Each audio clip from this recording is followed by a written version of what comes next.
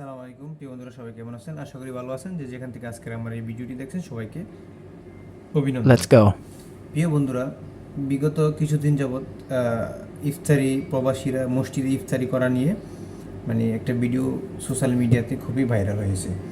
তা আসলে আমি বলবো যে এটা নিয়ে দুইটা বিষয়ে কথা বলবো। এক হচ্ছে যে প্রথমত হচ্ছে যে প্রবাসীরা চাইলে তারা নিজেদের অর্থে ইফতারি করতে পারে।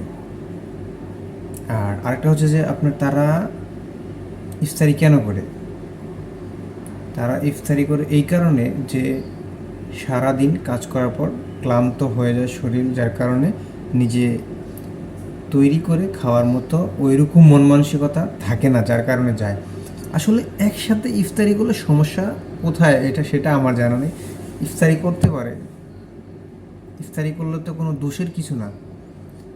ওরা তো দিচ্ছে ইফতারি, মানে মানুষকে ইফতারি দিচ্ছে খাওয়ার জন্য। এটা তো বাংলাদেশও আছে প্রায় মসজিদে, এমন না যে শুধু ওমানে বা এমন না যে মধ্যপ্রাচ্যে, এমন অনেক দেশও আছে, মালয়েশিয়াতেও আছে। তা আসলে এখন আর অনেকে যায় না। ওই ভিডিওটা দেখার পরে অনেকে লজ্জাবোধ করতেছে। তা আসলে আমি বলবো যে এটাতে আমার মনে হয় না যে কোনো সমস্যা। তো আসলে যারা, আর লাস্ট কথা হচ্ছে যে যাদের কাছে অর্থ আছে, সময় আছে, তারা না গেলেও পারে। যদি রুমে ইচ্ছা হয় যে না আমি নিজে বানিয়ে বা আমি কিনে খাবো, সেটাও করতে পারে। তা আসলে এটা নিয়ে আমার মনে হয় না যে এগুলা নিয়ে কথা না বলাই ভালো। আর যদি আমার মন চায় তা আমি যাব, আর আমার যদি মন না চায় যে আমার নিজের কাছে যে না আসলে এটা আমার কমফোর্টেবল হয় না, যে আমি যাব না, তা আপনি কিনে খেতে পারেন। 11 মাস আপনার নিজের টাকায় আপনি খাবার খান, আর 1 মাস আপনি কেন পারবেন না? অবশ্যই পারবেন। তা আসলে আপনার যেটা ভালো লাগে এটা করবেন, মানুষের কথায় কান দিয়ে লাভ নাই। আমরা হচ্ছে হুজুগে বাংলাদেশি, এটা নিয়ে মাইন্ডের কোনো কিছু নাই। এটা সোয়াবের কাজ, একসাথে সবাই ইফতারি করবে, এখানে আরও ভালো কিছু হবে।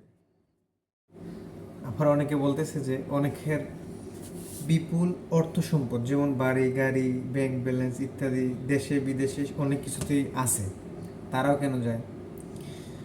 তো আসলে শুধু বাংলাদেশিরা যায় এমন না, বিভিন্ন দেশের মানুষও যায়। তো এটা নিয়ে বাড়াবাড়ি করাটা ঠিক হবে না।